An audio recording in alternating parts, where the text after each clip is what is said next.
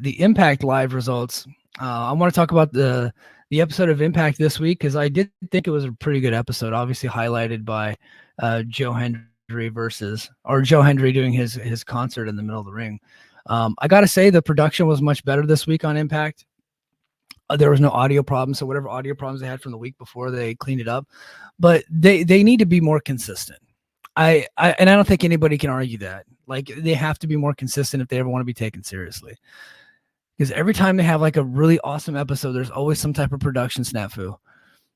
It is, and then that makes me kind of like review the show on a down note, and I don't want to come on here and review the show on a down note. So I'm glad that this week everything was cleaned up. But if they're going to be professional, they have to do better. They really do.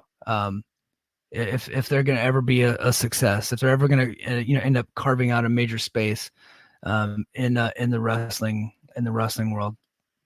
All right, so this week's Impact started with a recap of with Nick Nemeth getting defeated by Eddie Edwards, and then he met Broken Hardy.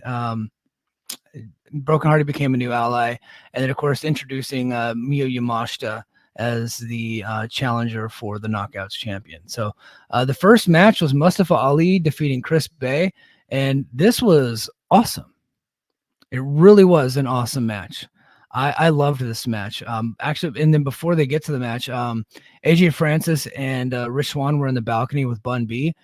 So that I felt like that created kind of a different, cool, unique vibe for the show. I really did like that part. So I think that was cool. Just having them up in the balcony for most of the show was pretty cool. But yeah, the Ali versus Chris Bay was an awesome match. I loved it. And these two really work really well together. And good stuff. Ali's his Secret Service guys are kind of always getting involved, and that's going to be the story of his matches going forward. And so we're going to have to just start getting used to that. But I think JD's crazy. Not only did I like the match between Ali and Hiromu Takahashi, but I like Ali's gimmick, and I like everything he's done in TNA so far. As far as I'm concerned, he's a hit in TNA. But I thought that he had a banger of a match on Impact this week, and of course last night Under Siege, with Ace Austin. And then we get to the next match. It's Alicia Edwards defeating Dani Luna, and so this is how they're justifying Masha and Alicia getting a title shot. Basically, Masha was out a title shot because of her tag team with Killer Kelly, but Killer Kelly's not here anymore. So, or at least she's not here right now. And so they put Alicia Edwards in here, and this match was fine. I mean, look, Alicia can't wrestle, like we all know that, but it wasn't like god awful or anything. It was just like okay. So yeah, that's just how they justified it. There really wasn't much to it. I'm sorry, I don't really have a good explanation of the match. But I think Alicia has a lot of heat, so that's cool. It's kind of cool to see her getting some heat, and Masha, of course Masha had to help Alicia win because like no one takes Alicia serious as a wrestler. So which they shouldn't. Like she's a heel, so that's fine. So Masha basically hit the snowplow, and Alicia got the victory there. And then a vignette airs for DMTV. It's not Dave Meltzer TV. It's a Death Machine TV. This was stupid. I don't know what it is. Nothing happened. He just grunted and spit and did his fake growly voice. And and then they just had some cutaways. I don't know. I don't know what this is. It's hard to describe, but I thought it was kind of stupid. Then Hammerstone defeats Cody Deaner. I think Hammerstone might have had a concussion during this because he had to miss the match last night with Jake Something, and he had concussion symptoms before. And so he missed the match with Jake Something last night. And I think during this match, he might have either gotten concussed or had a concussion or something like that. So, but Cody comes out for the match, and Hammerstone is like kind of making fun of his arms and stuff like that. Challenges him to an arm wrestling match. And then Cody does this dumb, like, it's the people's choice. And do the people want an arm wrestling match or a Sin City street fight? And he's growling too. He's got a Sammy Callahan voice on. And what pisses me off is that people actually kind of like this. Like it's actually working to the live audience. I don't think it works for television, but I think the live audience, anytime you bring in the live audience into the experience and pander to them, which he was like, they're pretty out with it. Like he is absolutely pandering. When you pander to the live audience, they will play along. It reminds me, I saw Metallica, and the dumbest thing happened during the Metallica show. One of my favorite bands of all time, but the dumbest thing happened. They got us to spell the word metal. They go, all right, give me an M. And they said M, and they went all the way to metal. And I was just like, why did we do that? Just fucking rock. But that's part of the live experience, is bringing the audience in. And, not to compare Cody Dean to fucking James Hetfield, but, I think I just did. That might get canceled for that. But yeah. So anyways, the Sin City Street fight, it went on way too long. Like, Cody is a geek, and you should treat him as such. But to actually let Cody get some moves in and actually get some, he was basically selling most of the match, but actually got some high spots on Hammer. But Hammer, ultimately ended up beating his ass, and then Jake something ran in to save him. So afterwards, but I my only gripe is that it was too long. But I thought it was mostly pretty good. And Santino met with Jonathan Gresham. I thought this was a cool vignette. He eventually shook his hand, and then it got ink all over his hands. And so that's like the new gimmick for Gresham. I'm going to talk about Under Siege when I get to that. But and then Gresham was then met by his possible alter ego, donning an octopus match as the vignette closed. So they were kind of foreshadowing what was going to come for Under Siege. So I thought they've done a good job with the vignettes, though. And then Broken Matt and Speedball Mountain. Speedball Mountain had some fighting words for the system. I thought this was a good promo. I really did. Like, I like Broken Matt. I always have. So I thought this was pretty cool. I thought Speedball specifically, I've been tough on him in the past. I thought he showed a lot of personality here.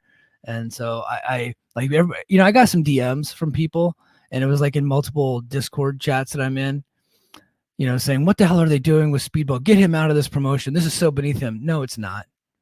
It's not. This is helping him. It really is. And the main event at Under Siege was great. And it worked well. This was awesome. You guys need to calm down. Relax. Speedball is not a megastar. He's a good little wrestler. Does some cool moves, and he kicks out of stuff. I get it. He's a darling.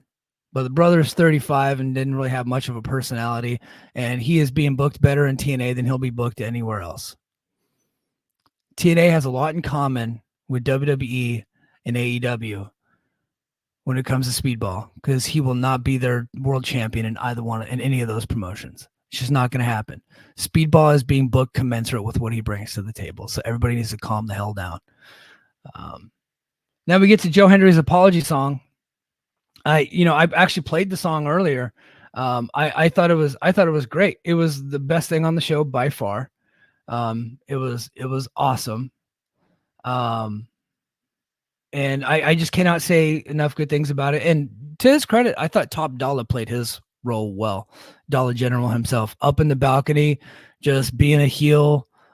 Raz and Joe Hendry getting mad at the songs because he played the original song, and then he played the one with that was the AJ Styles song. He played that one, and then he mocked Creed's Higher with "Will You Please Get Fired?" And I thought it was just tremendous, and the crowd was just so hot for it, and it looked tremendous. Look, I'm going to say something about the Palms. There was only like 800 people there, but the place, the way they had it shot, it looked full. It looked great because, that lower bowl was full. So 800 is like that lower bowl.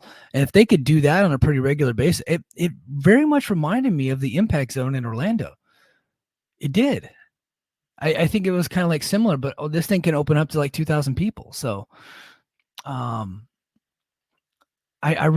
think the Palms is the best place that they go to by far. It's not even close. So I know that they've already gone 4 times this year. Two separate events with 2 separate tapings, following it.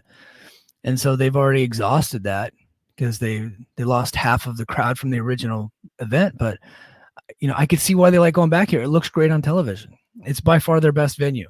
And so, man, if they could just get hot at some point and go there more often, I think that would be awesome. But diminishing returns. Probably the next time they go for a TV taping, they'll only have like 300 or 400 people. So you got to be careful with that stuff. And then GM Miller introduced the system on stage. This is from Jeremy Peoples. They said they delivered some generic words threatening Matt Hardy. Yeah, they did. It was pretty generic. Paint by numbers promo, but it was like it was effective. It didn't last long, so that was fine. And then Ace Austin defeated Trey Miguel to earn an X Division title shot.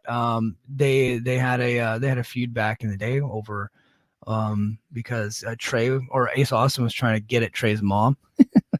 So that's pretty funny. But I thought this was a pretty good match. These guys are really great. They did a lot of selling of their knees, but I thought it was pretty good. Ace Austin hit the fold for the 1, 2, 3. So he gets the title match at Under Siege. And then we go to the main event.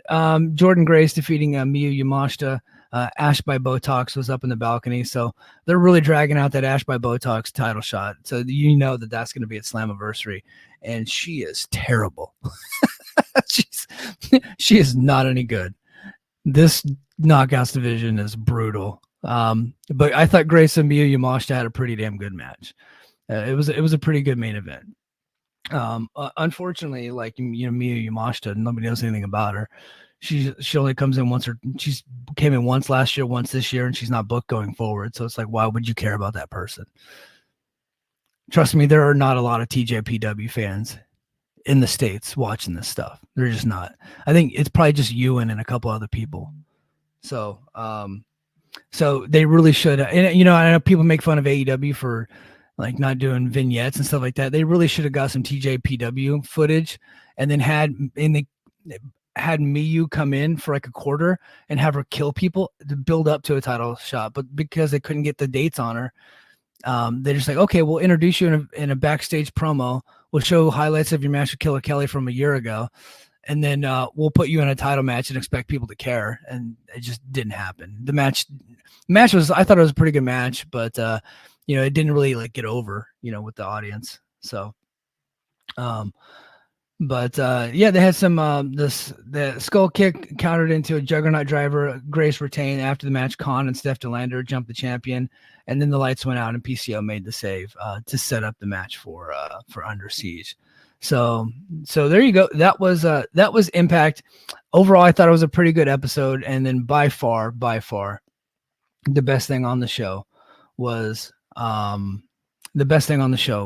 Joe Hendry, megastar Joe Hendry. Io and Dobby the Brain Heat in the chat. Let's see. What do we got here? Okay, so Io says, turns out the non-talker ain't the sidekick. So he's talking about Ethan and Josh. And then and Dobby talking about the rating says it's more or less because of the demo rating at 0.02.